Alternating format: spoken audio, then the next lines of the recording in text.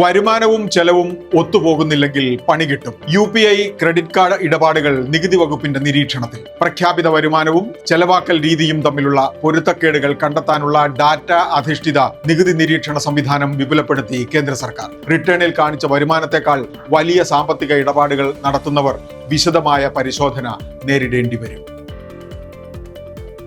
പശ്ചിമേഷ്യൻ യുദ്ധഭീഷണിക്കിടയിൽ ഇന്ത്യൻ ഓഹരികളിൽ വിശ്വാസമർപ്പിച്ച പ്രവാസികൾ. റിയൽ എസ്റ്റേറ്റിൽ നിന്ന് ചുവടുമാറ്റം. പ്രവാസി നിക്ഷേപകരിൽ 42% ഓഹരി വിപണിയിലേക്കാണ് ശ്രദ്ധ തിരിക്കുന്നതെന്ന് വെൽത്ത് മാനേജ്മെന്റ് സ്ഥാപനമായ ഇക്വിറസ് വെൽത്ത് റിപ്പോർട്ട്.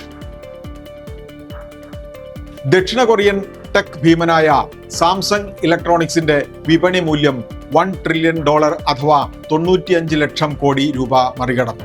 ഏഷ്യയിൽ ഇങ്ങനെ 2 കമ്പനികൾ മാത്രം. Taiwan semi conductor manufacturing company മറ്റൊന്ന്. മെമ്മറി ചിപ്പ് ഡിമാൻഡാണ് സാംസങ്ങിന്റെ ഇപ്പോഴത്തെ വളർച്ചയ്ക്ക് പ്രധാന ഇന്ധനം. വിഴിഞ്ഞമടക്കം വിവിധ തുറമുഖങ്ങളിൽ 5 വർഷം കൊണ്ട് 1 ലക്ഷം കോടി രൂപയുടെ അടിസ്ഥാന സൗകര്യ വികസനത്തിന് അദാനി പോർട്സ്. പൂർണ്ണശേഷിയിൽ പ്രവർത്തിക്കുന്ന വിഴിഞ്ഞത്ത് 2ാം ഘട്ട വികസനം ഓട്ടോമേറ്റഡ് ടെർമിനൽ എന്ന നിലയ്ക്ക്.